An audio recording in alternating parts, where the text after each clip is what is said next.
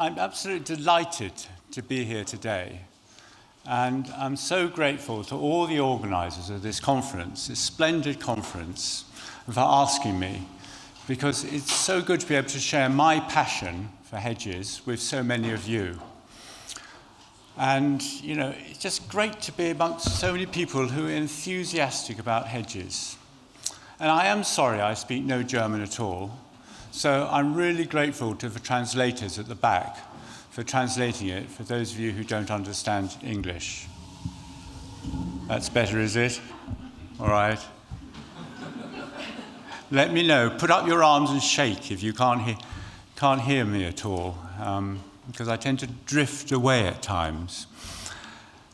So I've been asked today to give an introduction to hedges, in particular to the many different benefits, the many ways in which they're useful to us. And, sorry, can I just, is it the screen at the front isn't working? Sorry, so I've been asked to give an introduction about hedges, but the truth of the matter is, hedges bring so many good things for us. There's so many benefits that I haven't got time to talk about them all. I would require hours to talk about them all, so you'll have to forgive me if I really skip over a lot of them rather too fast. However, there are later speakers who are going to be filling in all the details and many of the gaps, I'm sure. So,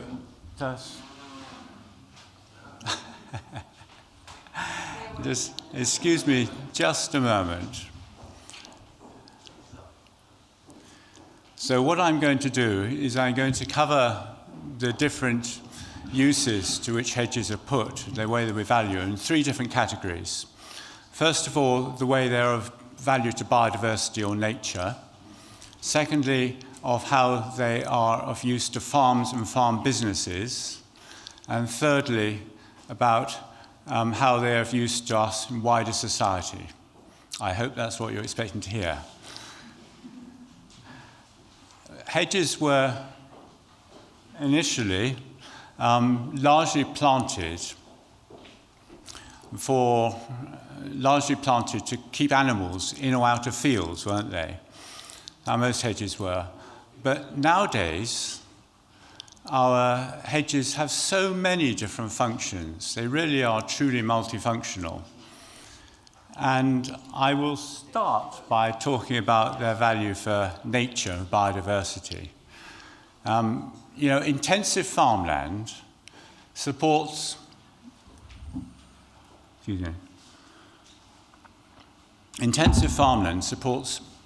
very little wildlife out in the open fields.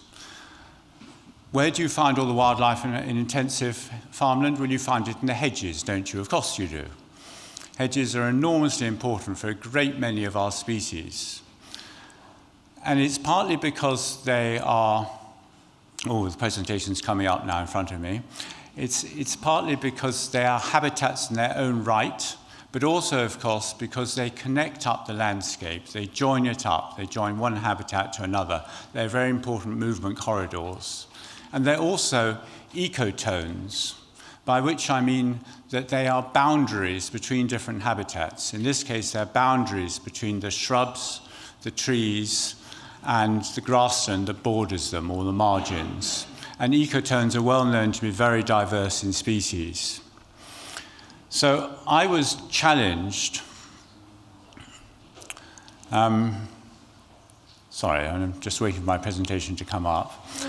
I was challenged by a colleague of mine in a car journey to find out how many different species of animal, plant, and fungi occurred in a single hedge. And I spent 2 years, about 10 years ago, 2 years looking in great detail at a single hedge on our farm in Devon in southwest England. Oh, I do have it working now, do I? Sorry. Yeah, I'm going to just skip back a little bit. Do forgive me. I'm going to start by saying that you know that hedges occur right the way around the world. And they come in many different shapes and forms. So I've seen hedges made of prickly pear or puntia in Morocco. I've seen hedges made of grass, elephant grass in India. I mean, you can't generalize. They're in all sorts of structures, but of course we've got a lot of them in Western Europe. And I must pay tribute here to Georg Müller, who I think many of you will know, who lived near here in Gandiski, and he discovered that the banked hedges growing on earth banks, were disappearing rapidly in that part of Germany. And that led him to raise concern about it, but also to look across the whole of Germany at the state of hedges and other field boundaries. And then he went across the whole of Europe, looking at the state of hedges and walls and so forth. And he produced this truly epic work of 2 volumes, The Field Boundaries of Europe, which is, I would say, a Bible for all of us. It's such a pity that Georg could not be with us here today, because I know he would have enjoyed this occasion hugely, but he sadly passed away too young. So this is an example of one of the many maps in Georg's volumes, and it shows a distribution of hedges growing on earth banks in Europe. Only hedges growing on earth banks. So, for example, Belgium really does have hedges, just that none of them are on earth banks. Anyhow, I just throwing this slide quickly. I've just returned from Poland. They have no hedges in Poland. Georg couldn't find any hedges. I didn't see any.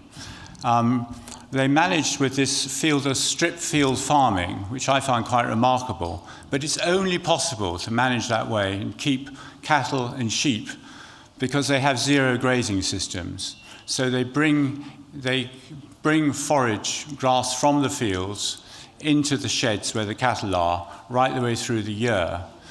Now, these field systems may look quite beautiful from the air, but of course, because they've got no hedges, are relatively devoid of wildlife. They're not rich in nature.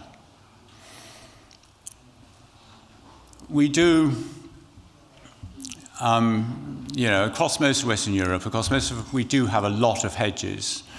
And I make the point that most of those hedges are actually, a lot of those hedges are very old.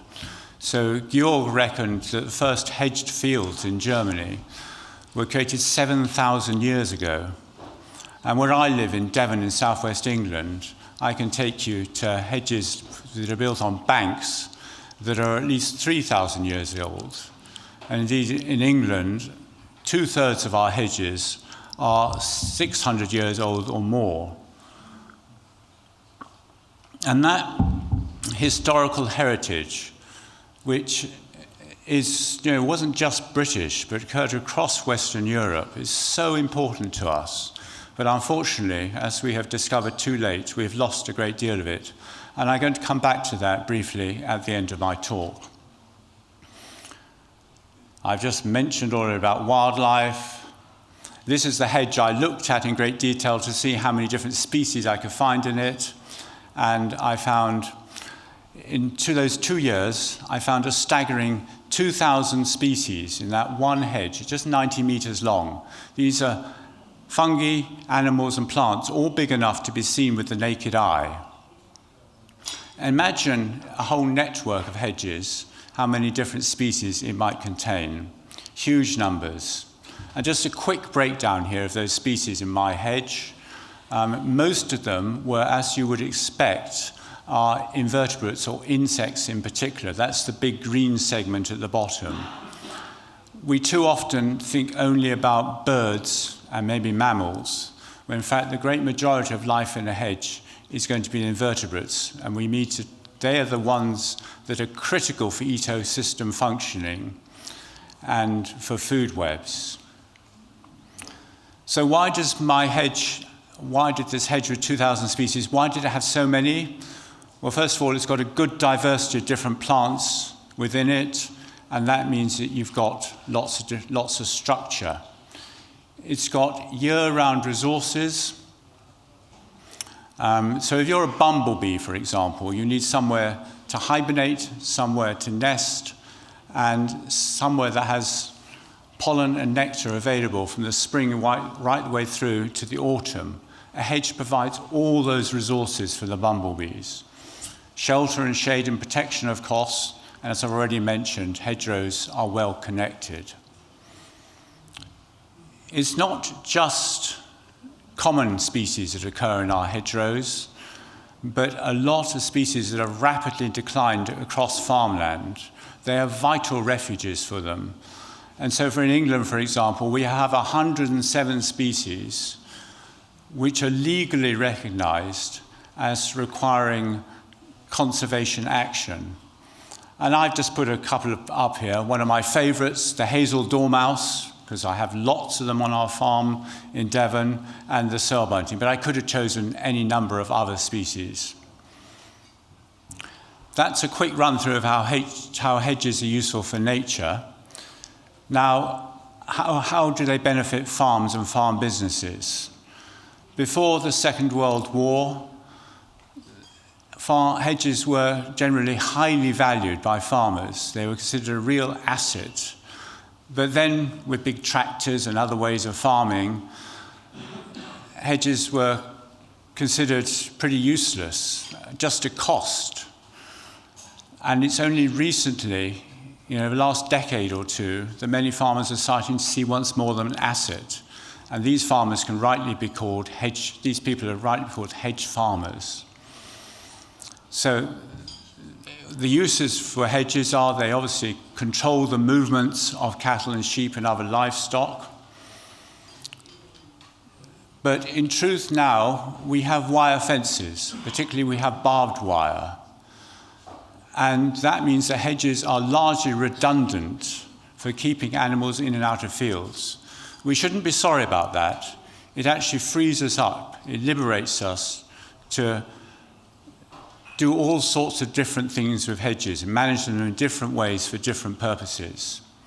Hedges also provide shelter. This was, you can see here at the bottom here, a windbreak in Denmark. And after all, windbreaks are forms of hedges, aren't they?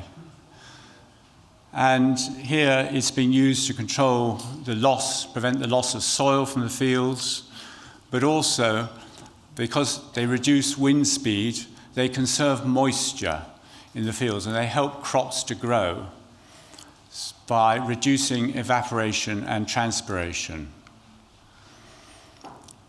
We all know how important soil is to farmers. And hedges help here too. So what you see here is a piece of netting stretched across a field, and after a single storm event, it has captured a huge amount of soil that would otherwise be lost to the sea. That's exactly the same function as hedges perform, particularly if they have banks. If it wasn't for the hedges in our farm landscapes, they would look different and we'd have far less soil. They also, already mentioned, are effective at stopping loss of soil from wind blow. Two other ways in which hedges are of great use to farmers is that they are reservoirs or refuges for the predators of crop pests. So things like caribou beetles, ladybirds, hoverflies, things that eat aphids and other pests, they all spend the winter in the base of our hedges. They build up their populations in the spring in the base of the hedges, and then they spread out into the fields. And exactly the same occurs with pollinators like bees. So they're not spending the winter out in the open field. They're going into the base of the hedge, they're surviving there, populations are expanding, they move out into the fields. And research shows that they're effective in that regard for up to 200 meters into the field. So if fields are more or less square, that means that they need to occupy no more than 16 hectares for the hedges to be effective in these ways. A later speaker, I think, is going to talk about the value of hedges for wood fuels. I can't say much here. But again, prior to the Second World War, hedges were highly valued as a source of wood fuel. We'd forgotten that. But now we're coming to realize it once more. And there are a lot of farmers and communities who are once more managing and harvesting their hedges for wood fuel. This was an example from Normandy, where they're doing this very effectively. And finally, in terms of the benefits of hedges to farmers, they are, in some farming systems, an important source of nutrients for cattle and sheep and so forth. So they provide micronutrients that are missing from the open fields, from the grass. They also provide herbs and leaves on which the animals can use to self-medicate. So, for example, they can select the leaves of willows, which are known as painkillers and as anti-inflammatories. Again, I think we're going to hear more about that later in this program. So how do hedges benefit us all? And here we see a group of people very enthusiastically managing a hedge, and in the process they're having social interaction and they're getting exercising, keeping fit in the same way.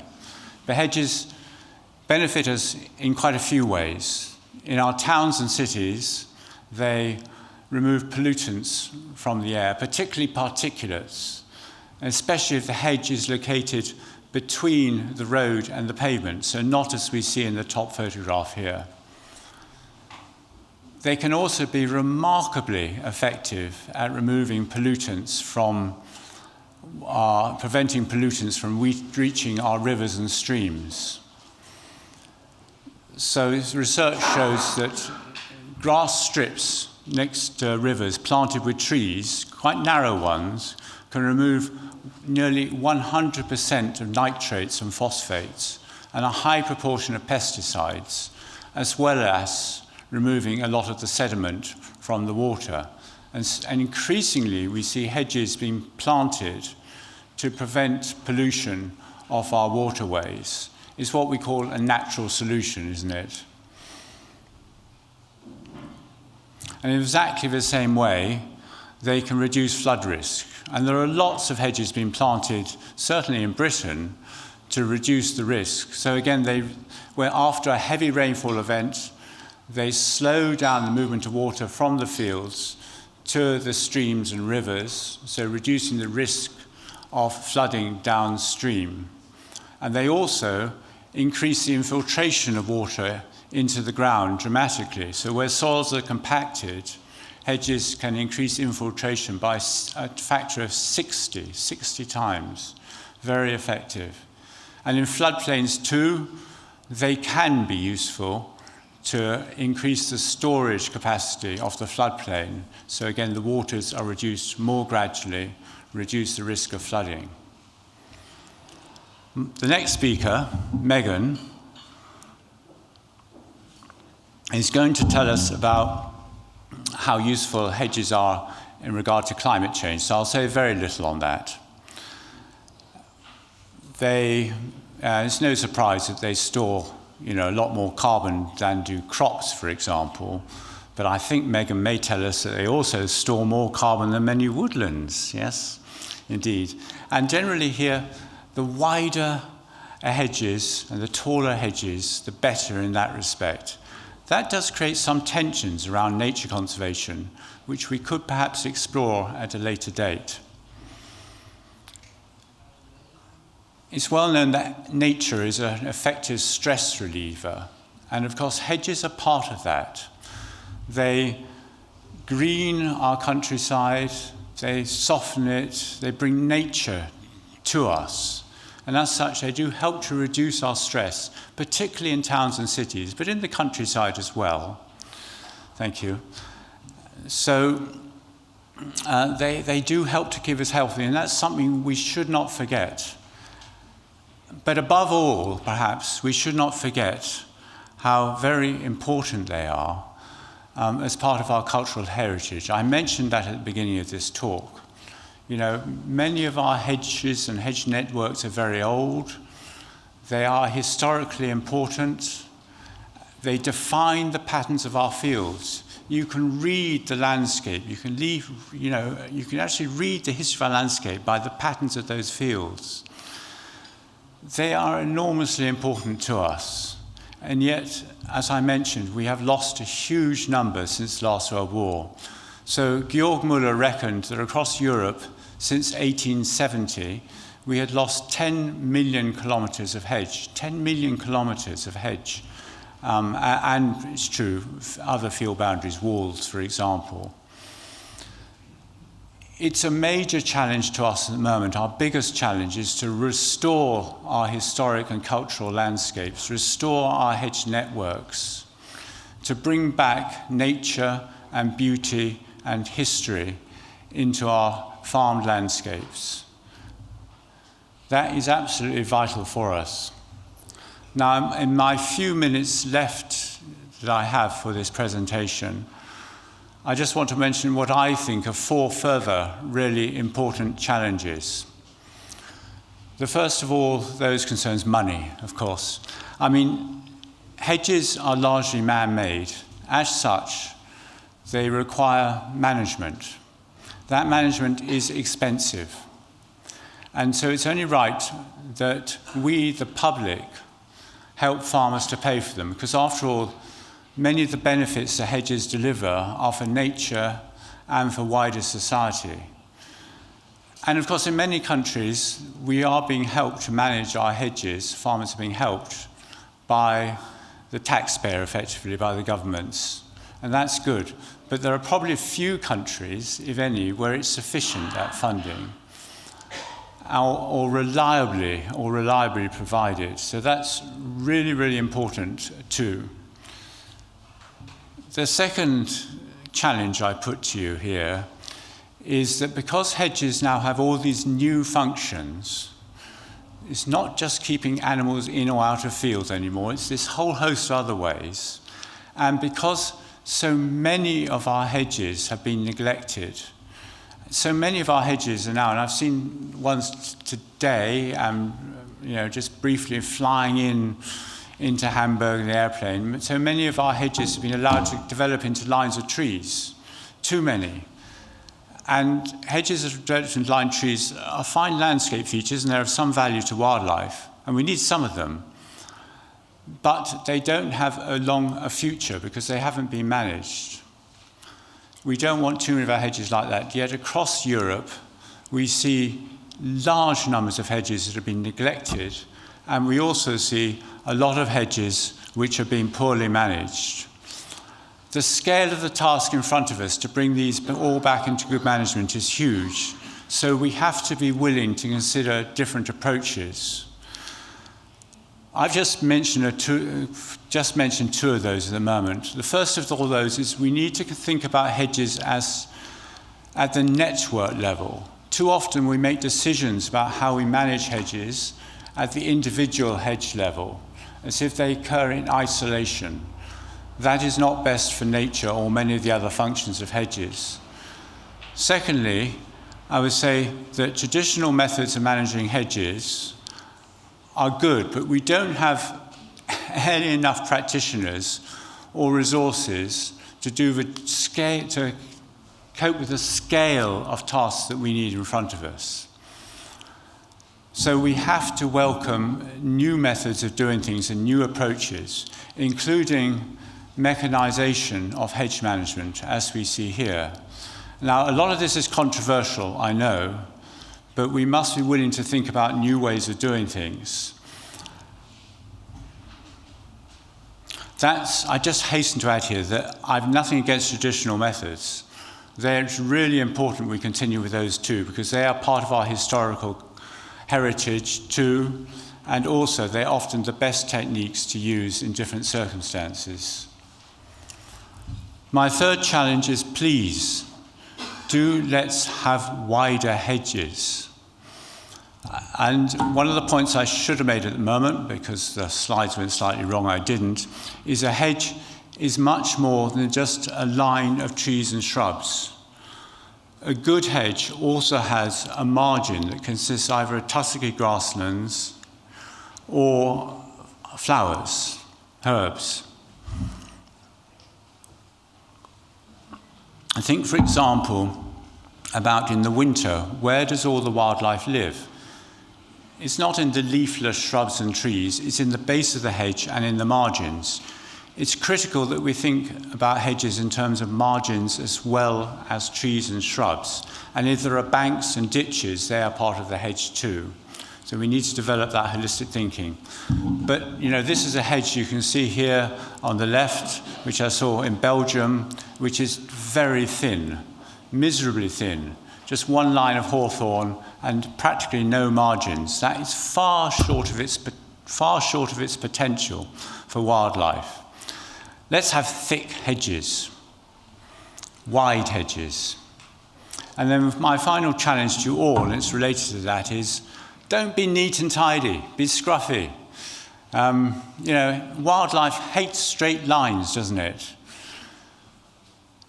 We want these wide hedges, the ideal hedge, and we saw some today, I think, where you get a central line of trees and shrubs, and then they grade out gradually to the fields. You get margins of bramble or rose, you get tussocky grasses, you get flowers, you get an irregular wavy edge. That is a good hedge for wildlife. So please, forget about being neat and tidy and go for these scruffy hedges. And at that point, I've come to the end of my presentation, and will thank you very much indeed for listening to me. And just to remind you, of course, that hedges are absolutely brilliant. They do very many things for us. Thank you.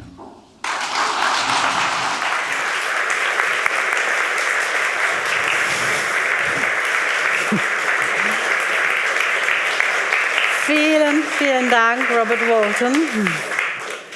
Ganz, ganz herzlichen Dank. Thank you so much.